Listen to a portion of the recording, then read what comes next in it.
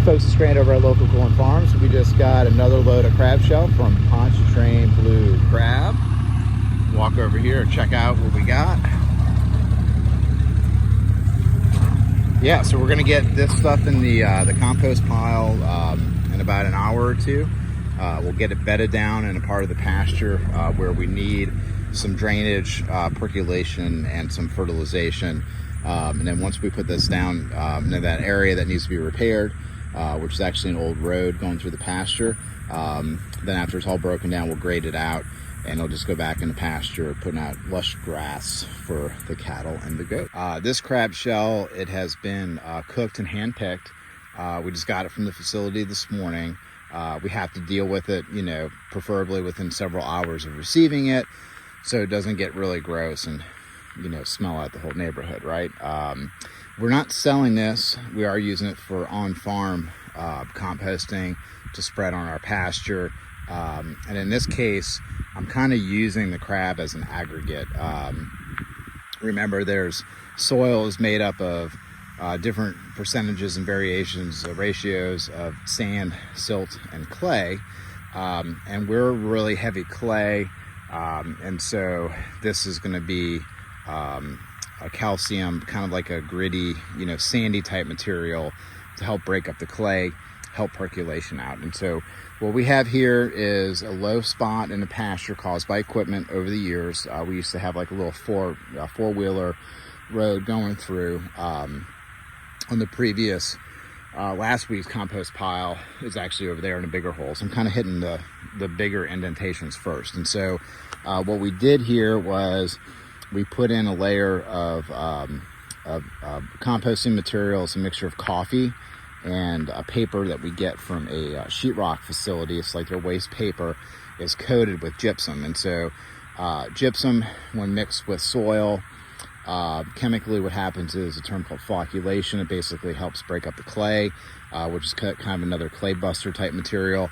So we put this compost material down first, and the reason that we put an initial layer of compost or wood chips or carbon, whatever you have on hand, is because the thing that really smells in this crab shell is going to be the leachate, the liquid coming off of it. And so we want to put down an absorptive layer first before we put the crab shell down, and then we're going to layer it. So in this case, we're just going to do one layer of crab shell. So it's an initial layer of compost or wood chips or carbon, whatever you have. Put that layer on nice and thick. I mean, talking like 6 to 12 inches to 18 inches thick down the bottom. That's going to catch all the liquid. It's going to help metabolize a lot of the fat and stuff in that liquid. It's going to reduce your odor. And then we're going to put on the layer of crab shell. And then we're going to top it with a layer of the same compost that we put down on top. And then, though, I'm going to go into that hoop house over there where we overwintered and kidded our goat herd. There's a lot of hay in there, which is full of seed. And then I'm going to put that on top, and I'm just going to let it do its thing. I'm not going to touch it, you know, just for months and months and months. And so, and then eventually we're going to come in and we'll level it out if we have to, but a lot of the stuff is going to sink down. Level it, may just drive over it a couple times. And so it's going to go down to grade, but it's going to build up this low area, increase percolation in this spot. And then, you know, this area of the pasture, you know, when we do something like this, this little area is going to be better than almost any other area, you know, in the pasture. So we like doing these grids. We've actually done this kind of in bigger areas.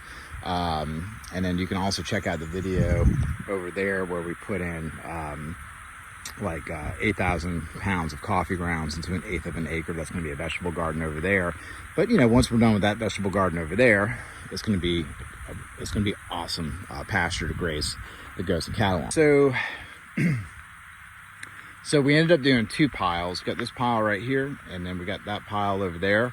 Now the next step is for us, we're going to put a layer of the coffee grounds with gypsum paper on top, and then we're going to go and run over to the hoop barn and grab some of that hay and top it off with that hay. And that's going to form the capping layer on top. That's going to keep a lot of that odor in.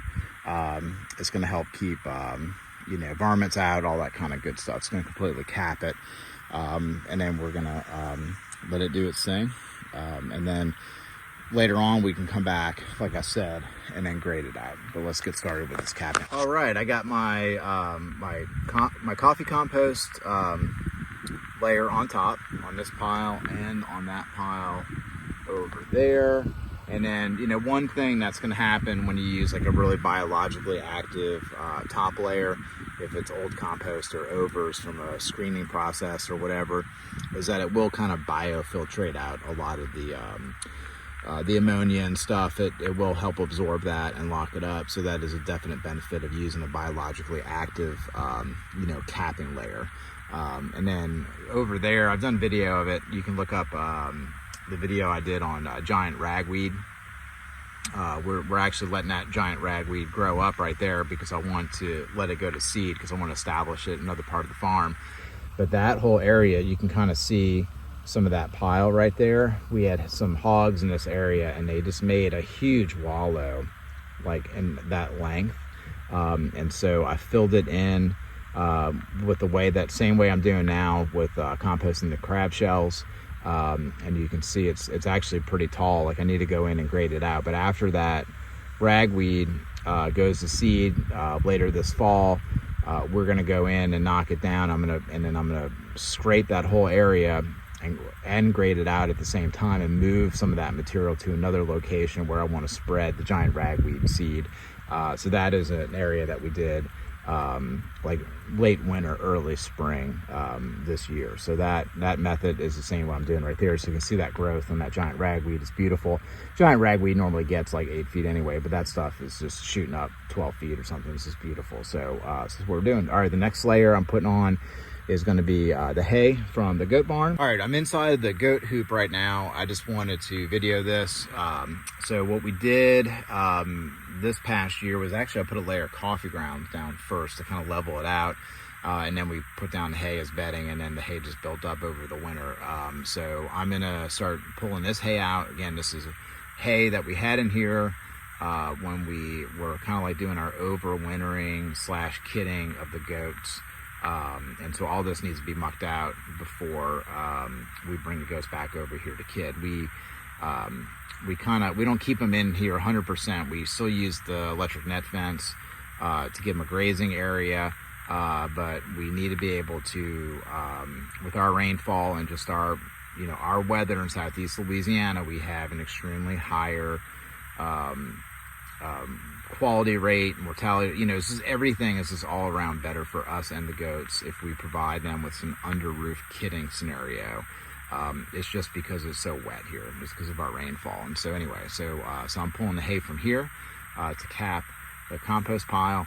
And the reason I'm doing that is that it will add another carbon capping layer to absorb odors, but it will also bring in a lot of seed. So that way that pile will probably start growing in a couple weeks, just germinating from whatever seed I'm bringing in. All right, we added the hay layer to this pile and to the other one over here.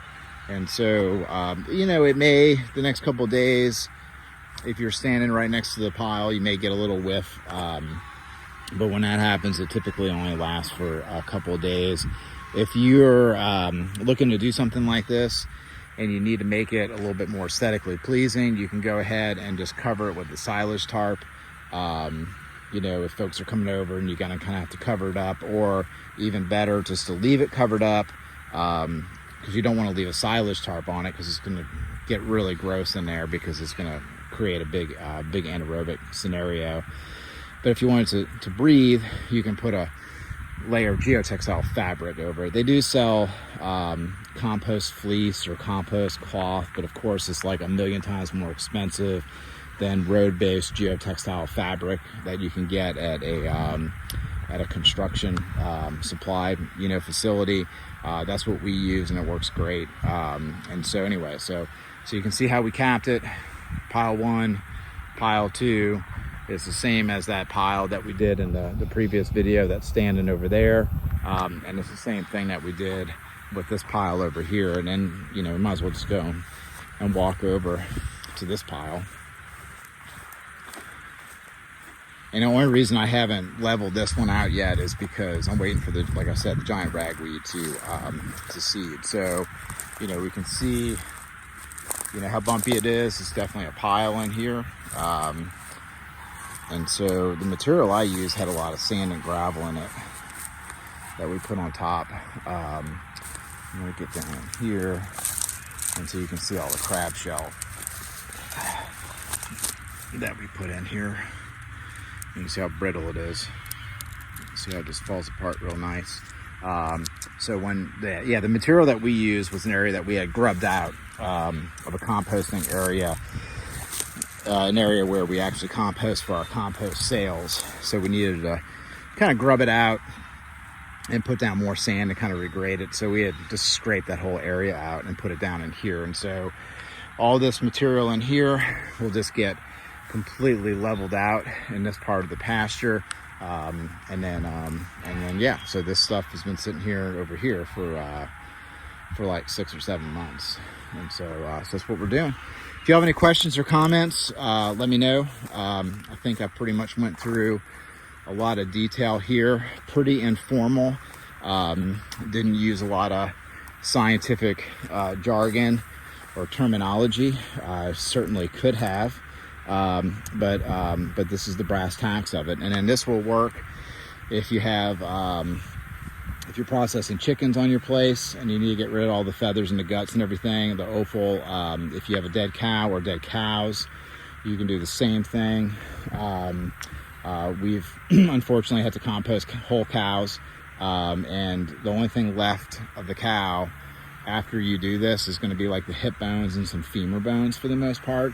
And if you have any other mortalities or whatever, this is a great way to get to it. And then you're composting directly in the spot where you're going to need the compost. The only thing that you need to do is do the initial build of the compost pile, let it sit for however many months, and then come back and just grade it out with a box blade or your bucket on a loader or skid steer or something. Just grade it out, and you can come back and seed it with a seasonally appropriate seed. And it's going to be one of the richest places in your pasture. All right, y'all have a good one.